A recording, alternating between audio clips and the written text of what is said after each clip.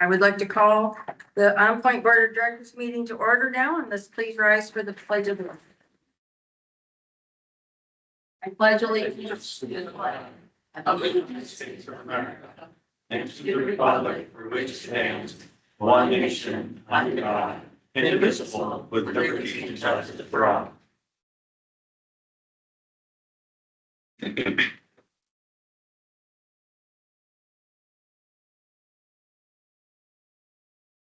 Yeah.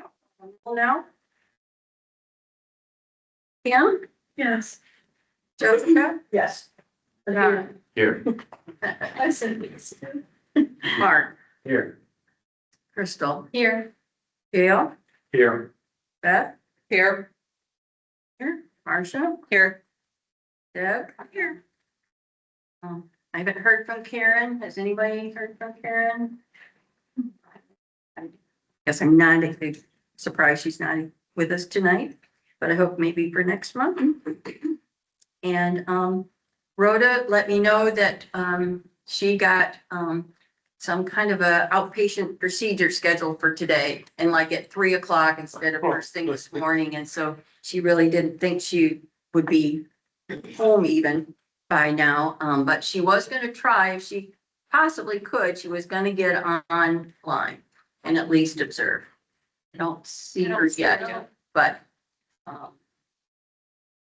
that and excused as well. Okay, we have a quorum. Let's start. We're at the point where, is there anyone from the public who wishes to address the board on the agenda items only?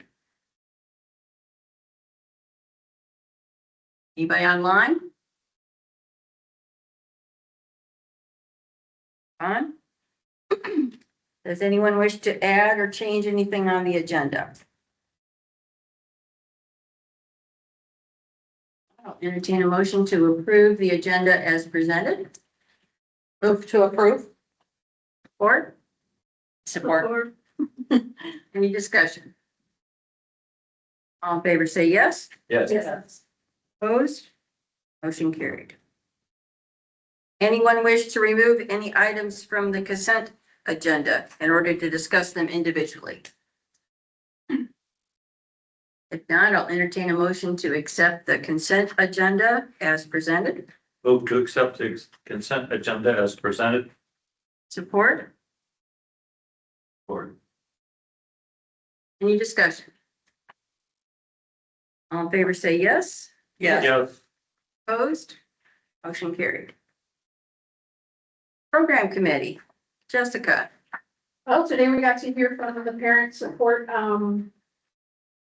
specialist or partner here, and then, we heard about peer support, and then the recovery coach, peer recovery coaches, and the peer support specialist.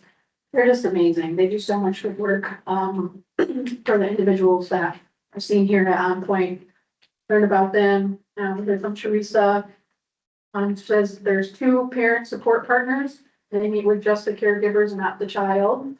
In order to qualify for that, the child has to also have another service going on here. They can't just say, hey, I want parent support. So all referrals are done. It sounds like internally, if I remember that correctly, they get it from the clinicians and the therapists and things like that. So that's great.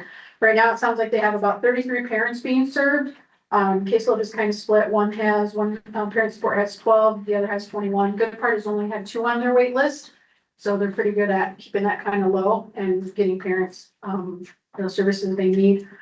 Also heard, from Teresa about Jessica. She was a young woman that we heard from last year. She's still here, thankfully, with us as the youth support. She works with, young people from the ages of 13 to 26. She's seen about 8, has a wait list about 3. She tries to keep it a little on the lower side just because at that age, you really got to take the time to get to know them so they can open up to you to get what they need from the services. And then the certified peers at OnPoint are, I don't have enough words to say how amazing they are. I don't have any words. You guys want to fill in? They're just great. That's all I can say.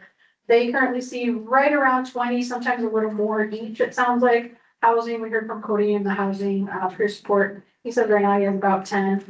But just the stories and the way they express themselves about the clients they meet with, they use motivational interviewing skills. They're all, do their certifications, their continuing education.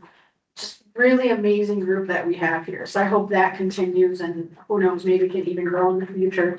But I think it's just so important. And as I told Nicole, I had firsthand experience of what those peers can do with individuals when I was working a different caseload somewhere else and referred that person or people actually to OnPoint, and then they got peers. So just life changing, honestly. So they were great. Oh, they also told us about they're doing their Art of Recovery event again. This is the third year, the second year in a row that the peer specialists are kind of took the lead on that to put this event together, which is wonderful. And that'll be on a Friday, September 25. We were told at the Allegan Riverfront from 11 to 4. So I hope some of you can go out there and kind of support them in that and check out what they've done. I know I'm gonna make it a point to try to get there. We also heard from Christina and the administrative, professional team. All I have to say there, they are our front lines, answering phones and getting people checked in, taking payments, doing so many things. They're even she called them the snack brigade. There's 4 of them plus her, which would be 5. One of them is on maternity leave, and they recently just lost another team member, so now they'll be down to 2 plus Christine, and then they need a lot of help. Because they just have so much going on. She literally said, we are a junk drawer, and we have so many little tasks that people don't understand what we're doing. She brought up some of the challenges that they face while trying to do their job. And the one that stuck out to me, they got a lot of hoorays, which I'll talk about, but I usually like to talk about the little things that are not so great first. She says there's frequent reduced available hours for access walk-ins, because unfortunately the access has been short-staffed for, seems like a very long time. She says the hours for walk-ins are usually 8 to 3, and they've been reduced 10 to 15 times, I believe she said, in the last couple months. So that to me was concerning, not that it's anyone's fault, but if we're struggling to keep that program going, I know there's other programs that are being looked at to continue. I mean, if we can't already take care of what we have, expanding and growing other programs might need to be brought back. That's just my thoughts. And then she also explained the challenge, limited availability of agency-wide departments for client needs on site or by phone after 4 o'clock. So it sounds like there's potentially not enough staffing here to handle what is going on after 4, which can be an issue when people are coming in needing services. Although Gina did say there should be somebody here, crisis is here to be able to at least see that person, someone from the crisis team, if they do come in and are having crisis. So I'm sure that'll get worked out. Some of the hoorays is the teams answer hundreds of calls each day. There was thousands of calls. So from January 1st to August 6th, they did 8,600 on-site check-ins. Yeah. Say that number again? 8,600. Yeah, checked in on-site appointments. I was just like, what? They had just crisis calls alone, they had 1,251. They had 609 same-day access walk-ins, and that's just from the beginning of the year to August 6th. Yeah. They also do change of statuses, which they had, and then they also do, apparently over the weekend, documents come in, and it's their responsibility to go through everything, phones, and get those documents to everywhere they have to go. He called them, here, protocol documents. From January to now, they've done 775. One of the big changes up front is they are now processing credit card payments to make it easier for people to come and pay their bills. But one of the things we were wondering is why is it up front? Not the payment part, but like processing checks that are coming in the mail and things like that instead of in finance, but that's probably something we will look at internally. But yeah, just great things going on. We didn't have a lot of time to go through Gina's reports or anyone else's case. the peer supports were just amazing, and we had lots and lots to talk about them. But she did want to point out one thing in her report. It looks like the notice of funding opportunities for HUD was released, but it's all put on hold again, and then our current funding is secured until about May of 2027 for some of the HUD grants, and then other places from till October 2027 for others. So I'm not a finance person, so I don't know what you all know about that over there. But to me, I'm like, wait, what funding, what are we gonna lose if we don't get this HUD grant? So that's a whole other thing, but other than that, things look to be good. We do have the parade coming up. We were also told about the Walk in My Shoes rally. I hope some of you can maybe come to that. We're told that, about that by, Kathy. Those are going to be, that one's gonna be Walk a Mile rally on September 23rd. They do, sounds like they have some people from OnPoint staff going. I know I wanna try to make it there. I don't know if anyone else is gonna be interested in going. Maybe someone that's can carpool and show support out there. September, then Lansing. Oh. Yeah, that's state capital. Kathy is gonna give information to Dawn and she will send it out to all of us. So, anything I missed? Well, that was kind of quick. It's just Is there anything else in this from your report? There's a couple other events in Kathy's, the Wayland. Wayland Balloon Festival, that's in there on page 24. That's the 11th and 12th, September. And then obviously the recovery, the Art of Recovery Day on September 25th is on that Friday. Hope to see something we did too. Anything else? It's the last one. That's it for me. Questions for Jessica? Just like to make a comment. Sure. Really good job summarizing the whole thing. Yeah, Yeah, you give us a report from today's finance committee meeting. Okay, starting on page 5, just the administrative side. Within human resources, Paycor and the online onboarding components are all up and running together. They've hired a human resources generalist to take Dawn's spot, I hear, so. And then other things continue to happen, the Leadership Foundations for Excellence, Ask the Management Team, Folks for Fun, all things happening. You can read more details in the report. On page 6, there really wasn't anything to report for information technologies, which is good because nothing crashed and the computers are working. And as for facilities, it was a very quiet month, which is good because the mat room is now open and so on and so forth. I'm going to skip over and do the reports quick on page 13.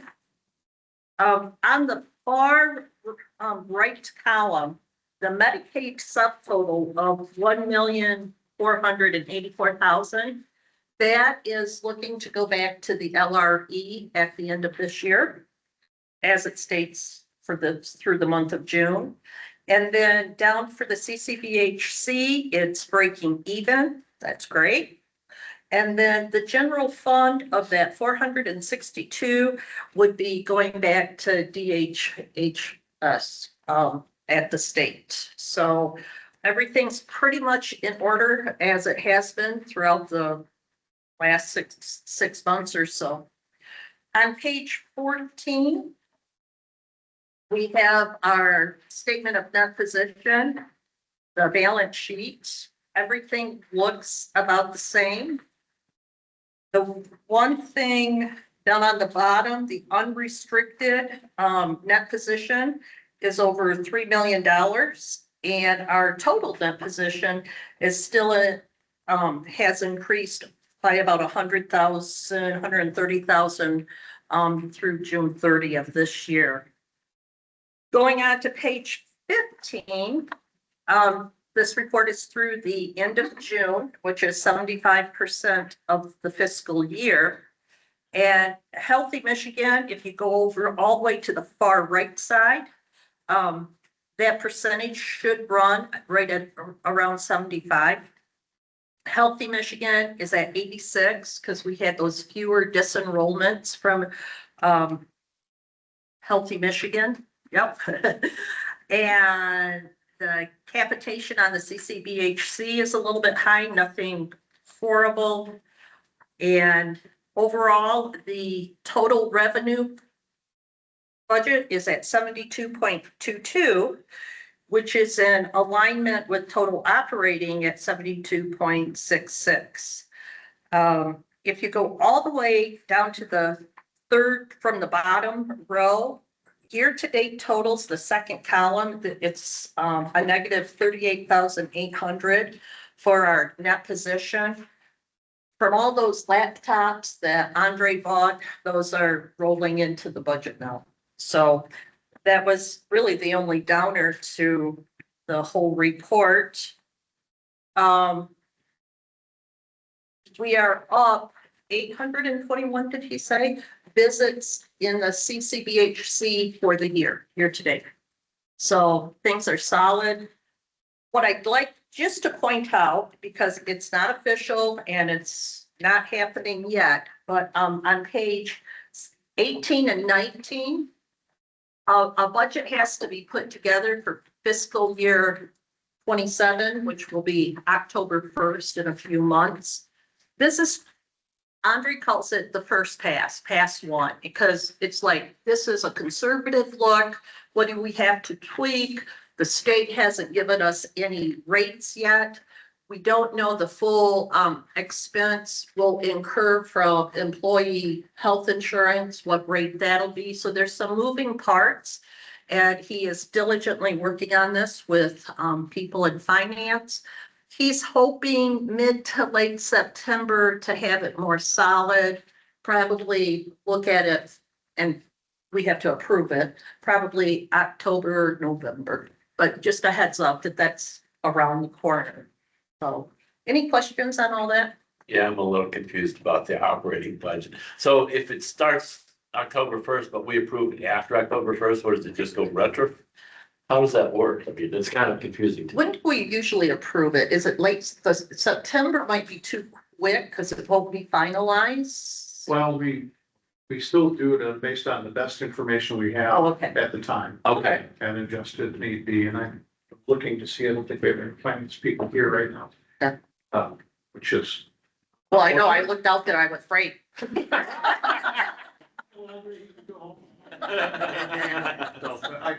So we make adjustments to the budget and bring back revisions if need be. Okay. Throughout the year. Throughout the year, okay. Usually we don't do that very often if the adjustments are not significant. Good. Thank you. And Andre has done a wonderful job keeping things very conservative and just playing it safe. I gathered that, yeah. So Yeah. now we do have to pay, We're very fortunate. now we do have to pay the bills on page 7. I recommend, and I move, or I make a motion to recommend that the OnPoint board approve the July 2026 disbursements totaling $5,561,156.19. Support for that motion? Support. Discussion? It's money, so I'll do a roll call vote. Deb? Yes. Marcia? Yes. I say yes. Beth? Yes. Gail? Yes. Crystal? Yes. Mark? Yes. John? Yes. Jessica? Yes. Kimberly? Yes. Motion passed.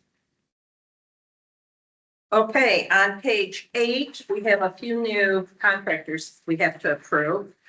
So I make a motion that the OnPoint board approve the following list of provider contracts for fiscal year 2026. And listed below would be Light Therapeutic Solutions and Autism Academy of America. Any support for that motion? I support. Any discussion? Kim? Yes. Jessica? Yes. John? Yes. Mark? Yes. Crystal? Yes. Gail? Yes. Beth? Yes. I say yes. Marcia? Yes. Deb? Yes. Motion carried. Okay, on page 9, this is basically to give Mark the authority to sign the contract for the general fund.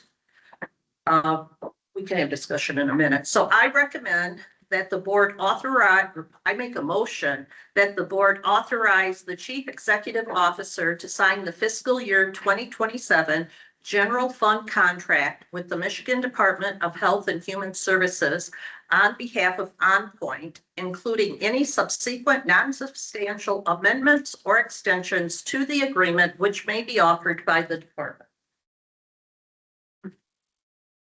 Any support for that motion? Support. Discussion. Okay. Deb? Yes. Marcia? Yes. I say yes. Beth? Yes. Gail? Yes. Crystal? Yes. Mark? Yes. John? Yes. Jessica? Yes. Kim? Yes. Okay, one more. Page 10, it's going to be similar, but this time it's to have a contract with the LRE for the Medicaid and SUD monies, okay? So I make a motion that the board authorize the chief executive officer to sign the fiscal year 2027 contract with the Lake Shore Regional Entity, Region 3 PIHP, on behalf of OnPoint, including any subsequent non-substantial amendments or extensions to the agreement which may be offered by the LRB. Any support for that motion?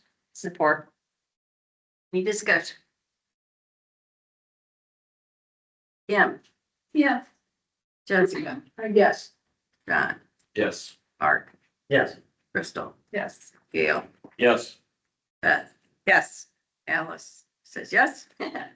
Marcia? Yes. Deb? Yes. Okay, and that concludes my. Any questions for Beth about the finance? Okay. Recipient rights, Kelsey, the recipient rights advisory committee didn't meet today, but is there anything you wish to add to the report? Yes, a couple of updates. So we did not meet today, like we said, over the last couple of months, we've had some of our community members step away from rec. So we're looking to add a few more people to the membership. We anticipate being able to do those appointments at next month's board meeting. Next month, my team and I will be en route to the state rights conference, the day rec is scheduled. So we are proposing that we move that back to October, 10/20 to line with the board meeting. And then I've been working with Craig, who's our chairperson of RAC, to develop an orientation to RAC, and especially with inviting new members on board. We'd like to schedule that the half hour before that meeting. So I'm meeting with Dawn tomorrow to send out invites, update everything we have on the calendar. But you'll see if you are on RAC, an invite from 3 to 3:30 on the 20th, and then RAC from 3:30 to 4, which is a normal slot. One thing to note is that in September, we typically review the rights budget.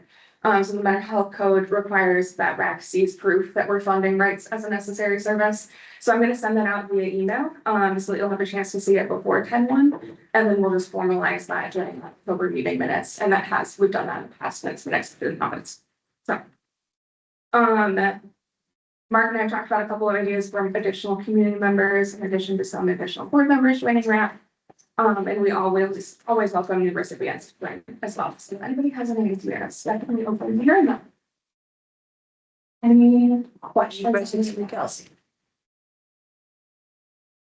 I'm just looking forward to being on the committee with you. Great, perfect. Yeah, we're excited to roll out a formal orientation, so you'll be our first orientation subject, I guess. Yes, one thing, and that is that as we talked a bit about the role of the Recipient Rights Advisory Committee, it serves, of course, as an appeal committee for recipient rights decisions. Yes. And as such, there's an advantage to having an odd number of members. Our bylaws call for there to be 6 members on the Recipient Rights Advisory Committee. We're going to be working to move that towards 7 so that you can have a no deadlock votes kind of thing. So just so you know that that's something you'll see again in the future. Yeah, and we get those appeals probably once every couple of years, and so since they're so infrequent, I'll talk about them during the orientation, but we can definitely revisit that process anytime it comes in. So whether the bylaws request for changes happens at its normal time in April, or whether it's something that's brought sooner, Kelsey and I will talk about the implications of doing it now versus waiting, but just know that that's out there. We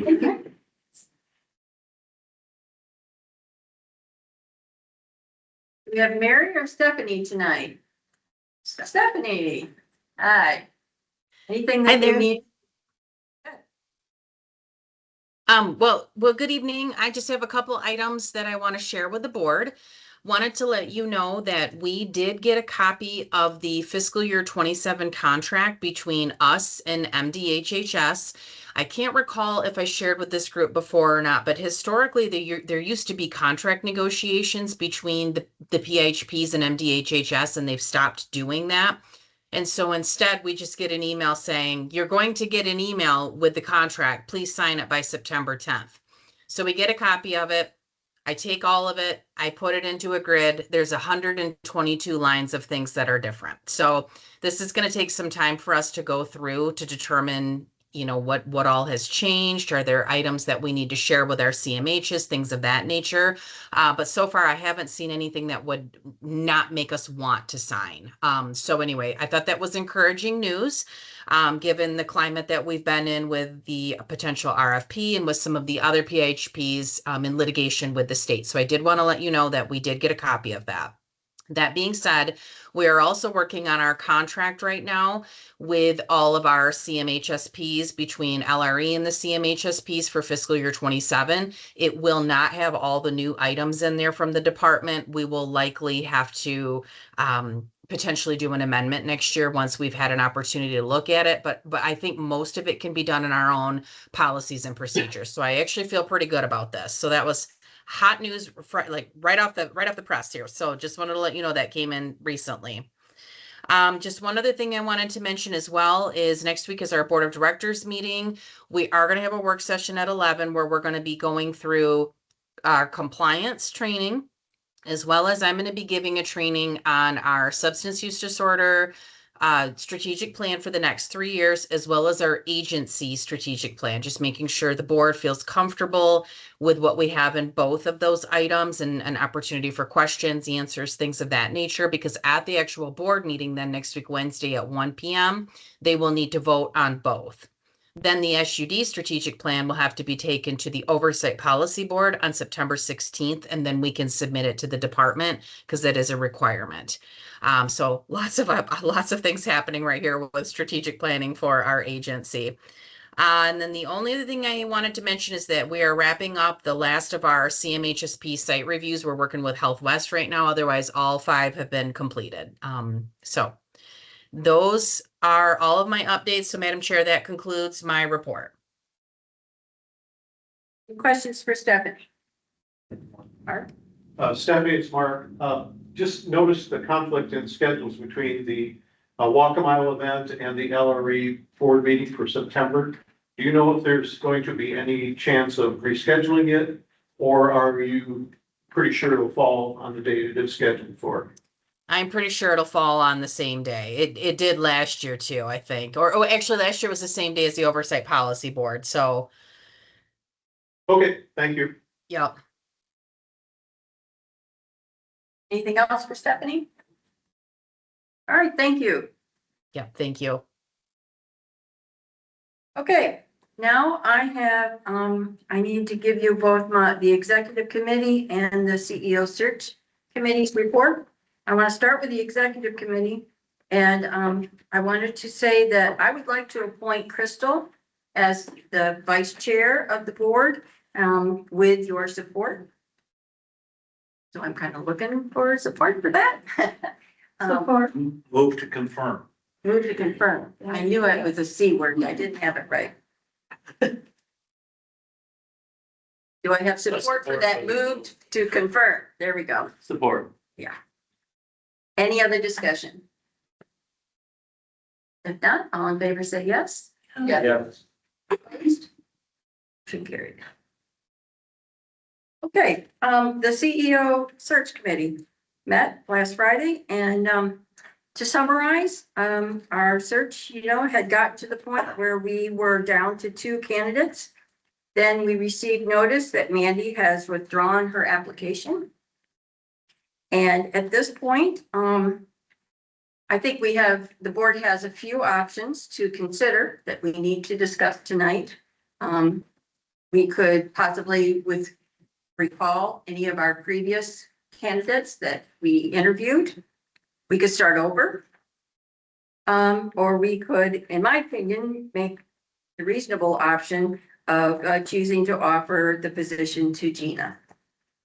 But I will open this up to some discussion, and I hope to hear a motion to proceed. And I do want to say that I'm really interested in us keeping our focus on what's going to be for the future. I mean, I feel like there's nothing, we can't undo anything that has already happened. So I'm hoping that we focus on what we can do and move forward. So I will open it up at this point for any discussion or a motion. As much as, I'm gonna just be straight up honest, as much as I would like to say I would love to start over, only because in the way that the withdrawal happened, I know that's probably not in the best interest of our clients, because I'm always thinking about the community. Even when we have to stay here late and make the big decisions, I'm always doing it from the mindset of who we serve. And I'm just gonna say it, I don't feel strongly about. Maybe I won't say it. Either way, I would have liked to see the start over, but I understand the reasons that we can't start over. I would also have liked to see a recall back to Jennifer, because I believe she was an incredibly strong candidate who was also not given the opportunity from when her resume was put out. And we had to relook at it, and then when people realized, oh, she didn't jump from job to job, she actually stayed with the same organization and worked her way up. She's incredibly well. I'm sure any of the 3 candidates are strong. I'm gonna give them that. But I wanted to see a polished candidate. I wanted to see a polished CEO, because I need to see someone that is going to be able to say what they need to say. Because when I looked at the CEO, I was looking at Mark. Like, that's the quality and the caliber that I wanted to see. And interviews do say a lot. We're known people, so a person isn't able to be polished here. I'm not polished. You see how I'm struggling here, but I'm also not looking for a CEO position. I have no doubt that if we do just extend the offer to Gina, that she would eventually get there. But I truly believe we had other options, and like I said in the email, I'm so disheartened that things went down the way they did, because she would have been excellent. But whether she got it or not, that threw like a wrench in everything, and I don't know. It would just. Any other people wishing to make a comment or a discussion? I think, as far as I'm thinking, I would hate to start over, and also to make Gina have to start over. She's gone through all the interviews. So that's kind of my thinking. I think after our second round interviews, we had 4 identified candidates, and the board pretty quickly moved to 3. And when we had our last convening of the board, we were split 50-50 between 2 candidates. So that was either your first choice or your second choice. So I think there's a level of being really pragmatic that everyone on the board either said that Gina was their first choice or their second pick. And consistent with the conversations the last couple times we've met, I've heard everyone has said like any of these candidates qualify. So I think there's some like pragmatism here to just move forward with an offer. I also am in agreement with that. I think Gina would do a good job. I don't know exactly what happened. It's not my business exactly what happened, but for somebody that is going for a CEO position to just pull out like that, it feels like maybe that wasn't the right fit. But I don't know. I mean, when you're in a CEO position, you're gonna have people that sometimes don't like you. And sometimes people might say things about you, but for you just to withdraw and say, I'm done, that is a weird feeling to me from that level. I expect more out of that level. To not say, I quit. And just walk away. I don't know what was said to push him to that point, but it felt weird. Does anyone else have any, where they would, an option that they would like the board to consider? Because it's kind of sounding to me like we're pretty darn close to feeling like our best option would be to proceed with Gina. But I'll give another opportunity for anybody. Mark? Well, we came to a decision between two people. That didn't mean that everybody felt that that was the number one and number two choices that they had picked. And so it doesn't automatically default that, oh, this is our second choice or whatever. But if you chose one person over the other, that usually means you saw some shortcomings in the other person's presentation or whatever. And so if there's, if we're seeing shortcomings, possibly there's a way that we can help someone gain the experience that we feel they need by doing extended mentorship or something on that order. I just don't see. You guys not either like them?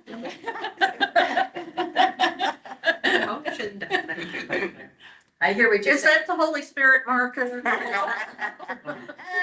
Praying. But All right, I think I'm hearing that we're ready for somebody to make a motion to offer the position to Gina. I make a motion to, ask Gina, offer the position to Gina. Any support? Support. Any further discussion? I really should include a clause in there that says subject to the conclusion of successful negotiations on the contract. You meant to say that, didn't you, Kim? I heard I that. can't say that. Okay, agreed. So, yep, I heard. because you. of the, yeah, because of said it. the, yeah. Okay. All right, I'm gonna take a roll call vote. Kim, Yes. Jessica, No, John, Yes. Mark, No. Crystal, Yes. Gail, No, Beth, Yes. I say yes. Marcia, Yes. Deb, Yes. 1, 2, 3, 4, 5, 6, 7. Which is a majority.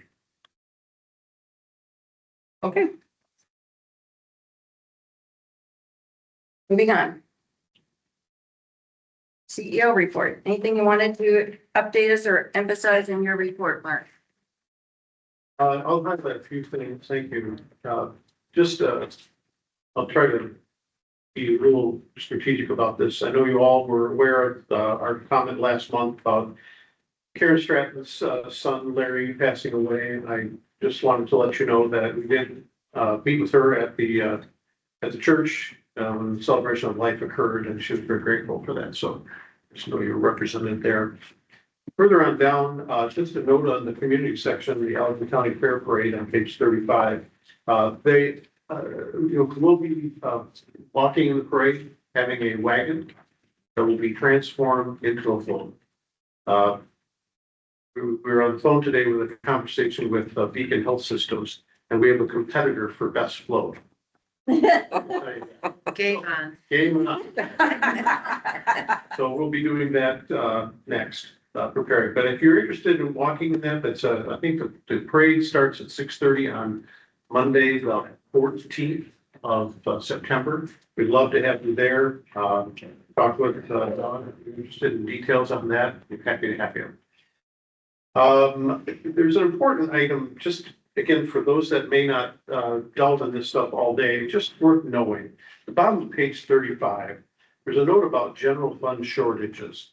And I want you to take a little history lesson and walk back with me to remember that when Healthy Michigan was adopted under the offering of the Affordable Care Act, referred to as Obamacare, where you could create Medicaid eligibility for people who are simply poor and not poor and disabled. That was a life-changing opportunity for people who had just the work I was doing at the time in substance use disorders. There were thousands of people without health insurance who had substance use disorders. There were also thousands of people who had mental illnesses. They were covered, SUD was not. So people had access to healthcare in a way that wasn't available before. But the way that it was done was by ripping dollars out of the general fund for mental health and putting them into the pot of money it needed to be able to get insurance through the Affordable Care Act. Now that we're talking about making it harder to receive health insurance coverage under the Affordable Care Act by the insertion of work requirements and all of that, more people will have to be going toward general fund supports for their mental health care, but no money is following at this time. So the money's been taken, it's not coming back. So there's a crisis problem happening. I just want you to be kind of aware of that dynamic in terms of our efforts to talk with legislators or public policy officials and so forth. I think in fairness, that really does need to be refunded to be able to provide the supports that are going to be drawn from it as we go forward. On page 36, I draw attention to the state on the PIP bid out. We still have not heard anything since August 7th. There's an extended quote there from Gonvor State Affairs podcast or email service. You can read for yourself what that says. The next thing I'd like to draw your attention to is at the very top of page 37. There is a lot of work that the National Council is doing to try to follow through the House and Senate at the federal level. The rules that are starting to be changed or proposed for change related to the administration's moves around grants and grant funding. If you read the underlined section, it says under the proposed rule, it says under this federal rule, the White House rule, discretionary grants would have to undergo a pre-issue review by senior political appointees to confirm that the grants that are being awarded align with the president's policy priorities. And the rule would also broaden the federal department's discretion to terminate grants that were deemed out of step with those priorities.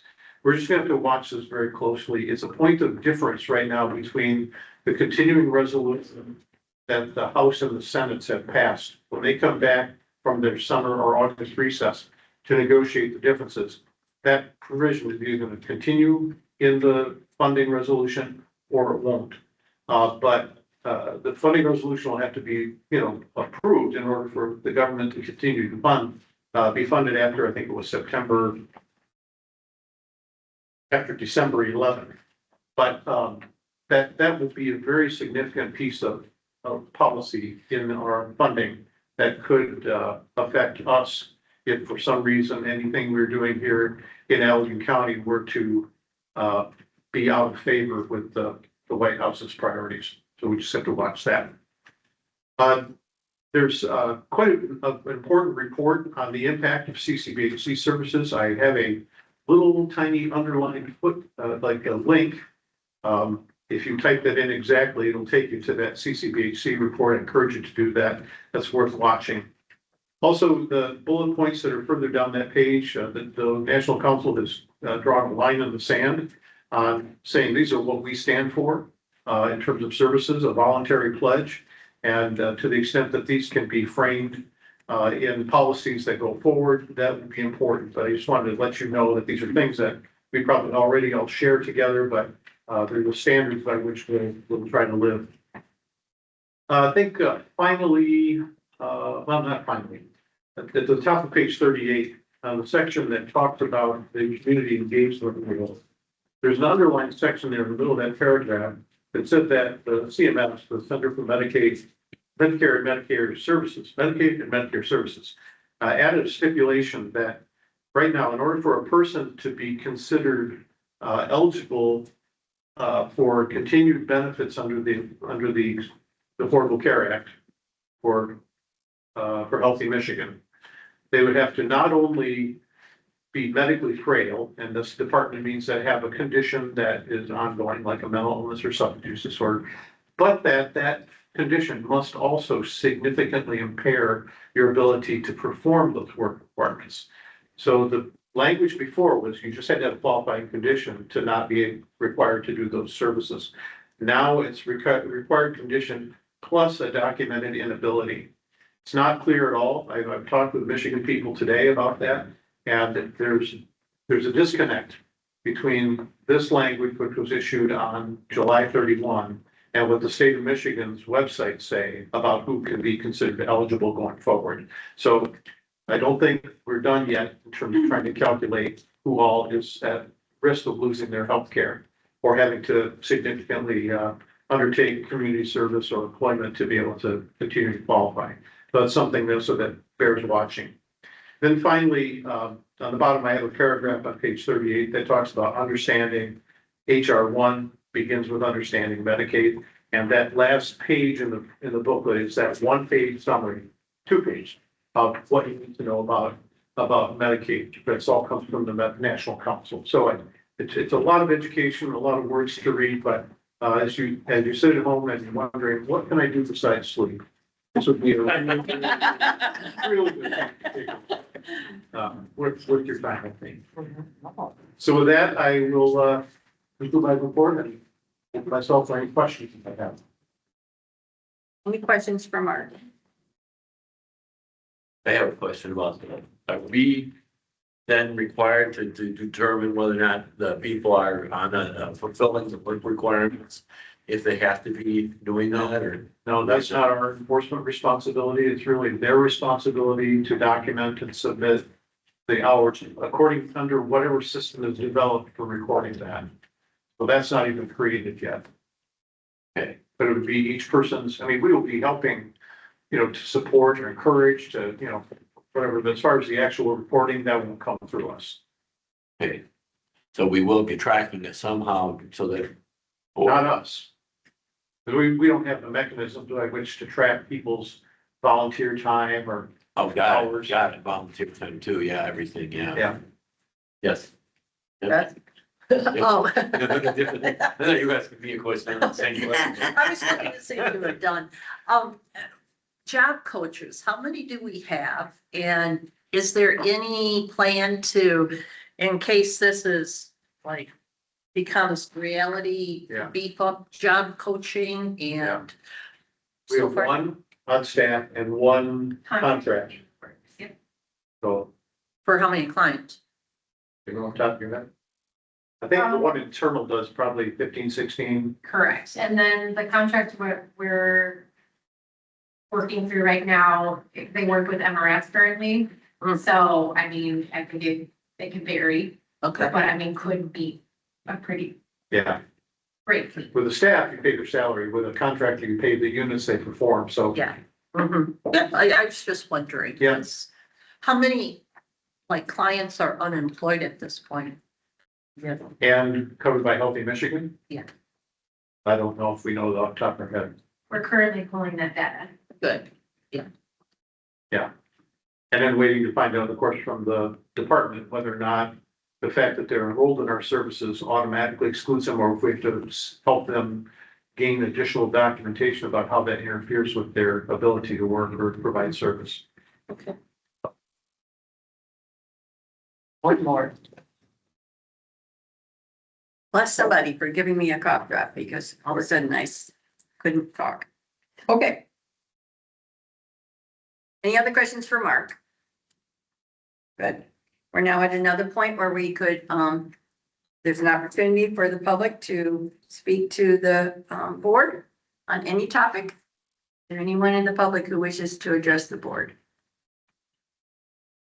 Anybody online? Seeing none. Okay, now, if we want to go around the table, are there any comments that anybody of the board members wish to make? And I'll start with Mark. No comments. I'm good. Two? Yeah, No comment. I think that was a no comment. No, no You. comment. The only thing I want to share is that I forgot in my program committee is this coming Monday at 6 p.m. at the Allegan City Hall. City of Allegan is going to give a proclamation for the Day of Recovery. So for that event, so I thought that was pretty cool. I totally forgot it was written up in my. The next board meeting will be September 15th at 5:30. Have a motion to adjourn. Move to adjourn. Support? Support. Support all of it. All in favor, say yes. Yes. Motion carried.